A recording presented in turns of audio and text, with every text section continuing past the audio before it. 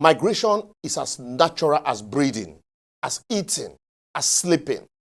It is part of life, part of nature, and as Elizabeth Huntington puts it, history in its broadest aspect is a record of man's migration from one environment to another. So Ghanaians, be it known that Nigerians are not your problem.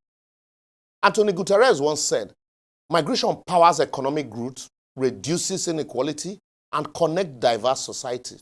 But yet, he won. It is also a source of political tension and human tragedies. And it is that human tragedy I felt when I listened to a video made by one guy named Cyrus of Tonton Network in Ghana. The video was actually sent to me by my friend and brother Mudia of Africa. In the video, Cyrus complained about Nigerians abandoning their country to bad leadership and coming to other countries, especially Ghana, to oppress and commit crime. And he particularly complained about the Igbo king in Ghana and admonished the Ghanaian president to distance himself from the guy. But I want to tell Cyrus, if that guy is not important electorally, the Ghanaian president will not so much associate with him.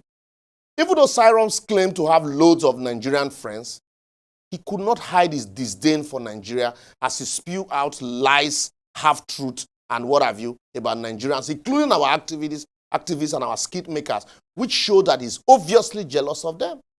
Ordinarily, I no go respond to or blame people like Cyrus because our leaders put us for ground for people like him to the insult. But for posterity and for the hard-working Nigerians who are making a mark in all fields of human endeavor across the globe, there's need to respond, set the record straight, and raise their shoulders high. For the Bible in Exodus 23:9 said, "You shall not oppress the alien." You know well how it feels to be an alien, since you were once an alien yourself in the land of Egypt. Since Cyrus has forgotten, and probably, he don't know, and decided to paint all Nigerians with one brush because of the antecedents of a few bad ones, let me remind him that Nigerian was once home to Ghanaians who were doing menial jobs here, including teaching. And we had many of them as friends, including coaching, Coach Tete. Maybe he has also forgotten how the military government of General Olusegun Obasanjo donated Pojo cars to Ghanaian police force around 1977 and 1978. Whilst we agree that we have a lot of bad Nigerians everywhere, same way you have Ghanaians who are doing crimes outside of their country, we need to remind people like Cyrus that according to the Washington-based Migration Policy Institute, Nigerians are the most successful and educated immigrant group in Africa, in America. Maybe that's why it's beefing. Our Nollywood movies, our skit makers, our music artists are putting African positively in the world map, not just West Africa.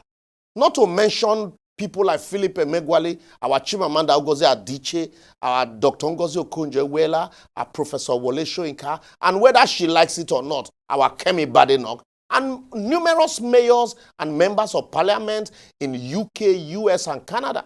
Not even to mention the basketballers, footballers, including American football.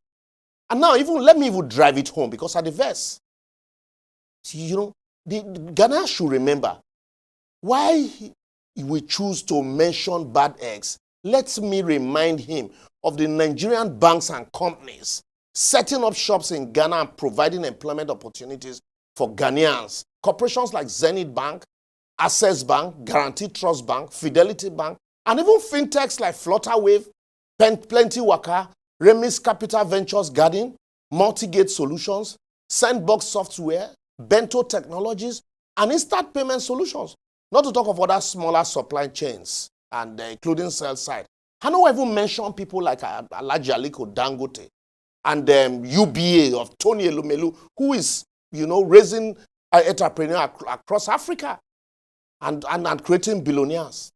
How about the millions of dollars Nigerian students are pouring into schools in Ghana to survive most of those schools, including some on hitherto unknown colleges?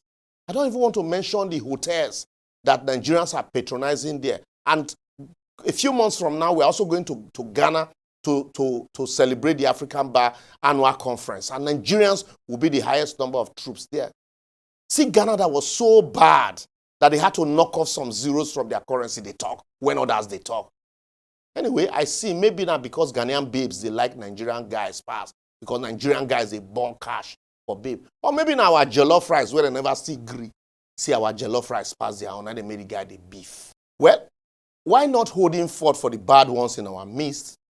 Nobody is stopping the security agencies in Ghana from dealing with the crime and criminality in the country, irrespective of the nationalities of the perpetrators.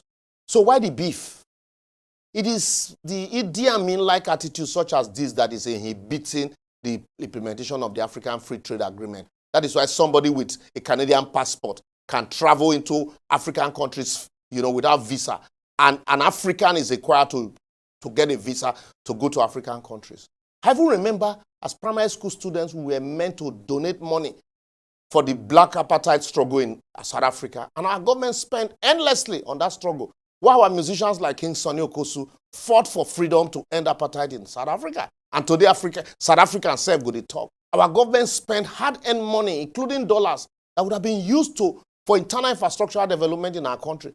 To maintain peace in West Africa through ECOMOG in Liberia, Sierra Leone, Congo. And we had a lot of refugees from these countries. We welcomed them with open arms, not because they are Nigerians, but because we are Nigerians and we are very accommodating. So no matter what you say, to date, Nigerians are still the most generous and accommodating people in Africa. Why it is not compulsory that the country of your birth must be the place of your abode all your life? Be it known that not all those who criticize our government that lives abroad. Our awesomeness as a country makes us always want to, talk about the affairs of our country wherever we find ourselves. And majority of us are here in Nigeria, putting our government on its toes as our agency like EFCC and ICPC are working tirelessly to eradicate fraud in our country. So face your small front and not use Nigeria to trend. But I will therefore advocate. First, it was South Africa. Now, Ghana. Very soon, countries like Benin Republic say they tell us to go home. Shameful. Our leaders should use this opportunity to correct the challenges in the country by embarking on necessary reforms and measures that will give us again our bragging right, no matter how bitter at the beginning, provided we get it right subsequently, instead of allowing unknown people to use us to trend unnecessarily. Anyway, before I two verse, make I leave on here so that I can hear from you, your own comment in your comment section. Do not forget to subscribe and also feel free to share. For migration is a universal human experience of resilience, adaptation, and the enduring human quest for knowledge.